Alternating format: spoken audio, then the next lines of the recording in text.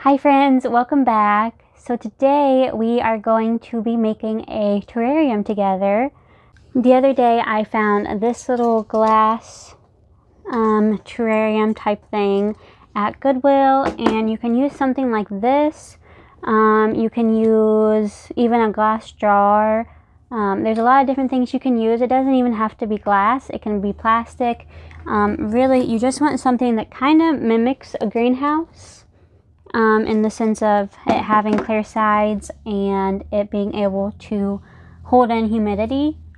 So when I saw this at Goodwill, I had to get it because it is the perfect thing to use as a terrarium. So as far as supplies goes, obviously you need one of these terrariums. I have some leca that I'm going to put at the bottom of it, which I will explain why I'm doing here in a minute. Obviously you need some soil, you need some type of moss that I would recommend you have some type of moss. For this terrarium, I'm going to be using live moss, which I think is really pretty. But you can also just use sphagnum moss to help hold in that moisture. And then really whatever plants or decor type things you want to put in there. I have some rocks right here that I got at the Lark Ranch the other day that I'm going to be using. So let's go ahead and get started. So the first thing I'm going to do is just wipe it out with a wet rag, just so I have a nice clean area to start with. I don't want there to be any dust or anything in there.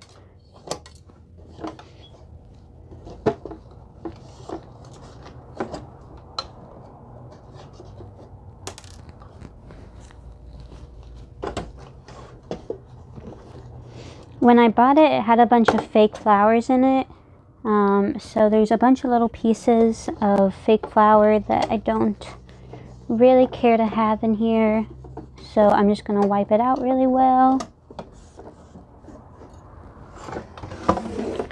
And then an idea that Wade actually gave me was to take some of these rocks and line around the edge with it so that you can see them from the outside. So I'm going to go ahead and do that.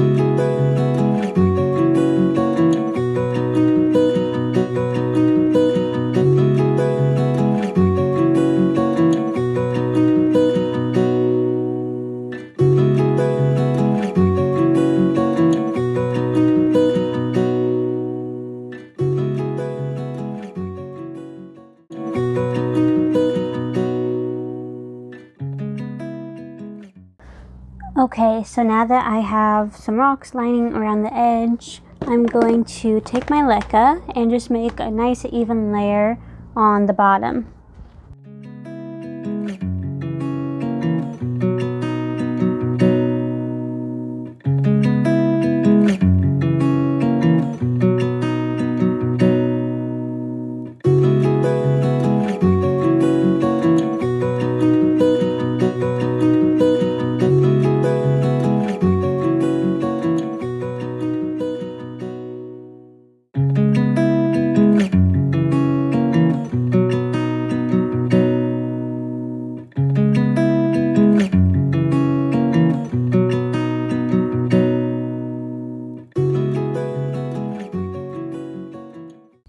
Okay, here's a closer look at it with all the leca in it. This is what it looks like from the side. So what the leca is going to do is it kind of gives a base, because this doesn't have any drainage holes obviously. So it kind of gives a base for the water to drain to so that the plants aren't just sitting in a puddle of water, and so it'll give the roots some nice drainage and just help prevent root rot. Okay, so now I'm just going to add a shallow layer of soil over the leca.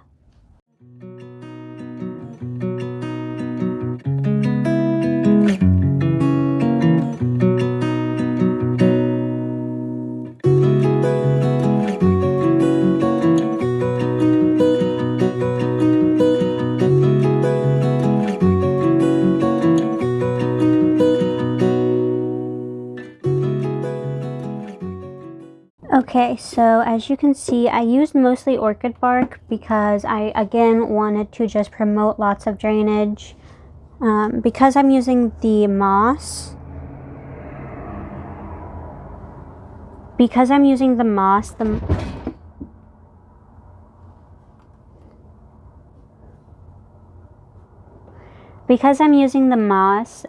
moss is going to hold up a lot of moisture. So I want to make sure that all the other elements of this promote good drainage, just so I don't have to worry about any of my plants rotting. So as far as the plants I'm going to be putting in the terrarium, I have this little thing, which if you remember, this is what I brought home from our trip to Michigan. And there's a bunch of live moss in here that I brought, and some other things. And there's a bunch of live moss in here that I'm going to use, and I have this little Hoya carnosa compacta that I'm also going to be putting in there. And I think that that's going to be it for now as far as the plants that I add in, because I really just want it to be like a moss terrarium, because I think that'll look really cool. So I'm going to just take everything out of here. I had some other plants in here, but they didn't do well and they ended up dying, so I'm just not going to worry about those. So now I'm just going to pick up the moss, which already has some soil attached to it, so that's nice. And I'm just gonna maybe take it out by sections and see what I can do with it.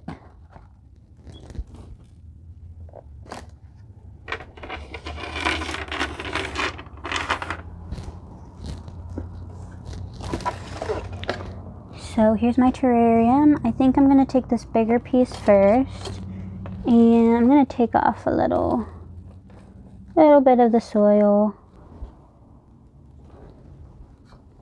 and just gently place it in here. I'll take this other one, I'll replace it right there. I'll take this guy and I'll push it right into the corner. And it might look a little weird at first because the moss hasn't had the chance to kind of grow into the terrarium, if that makes sense. So it's just going to look a little unnatural for a bit, but give it a few weeks and let it settle in a little, and I think it should look fine after that.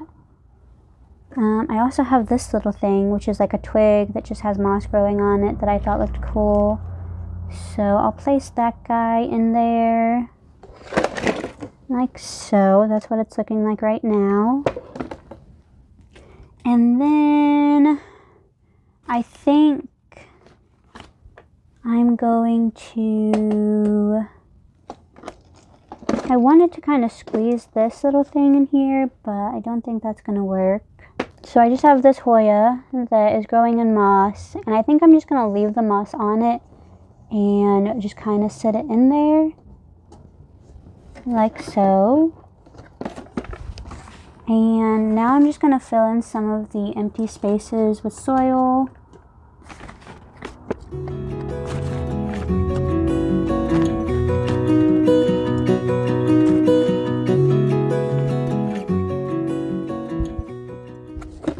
So this is how it's looking now. I think this is really cute. And so the final touch is to add extra little twigs, or like I have these pine cones and some pretty rocks that I'm just going to use to decorate it with.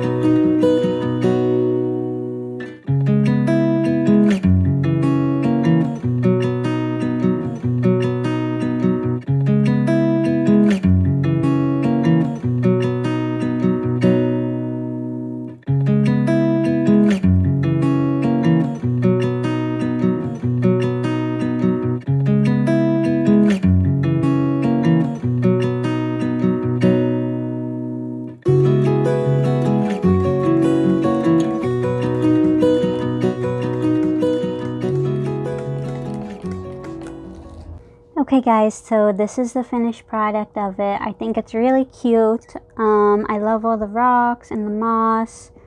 I am really excited to see how this looks as it kind of grows out.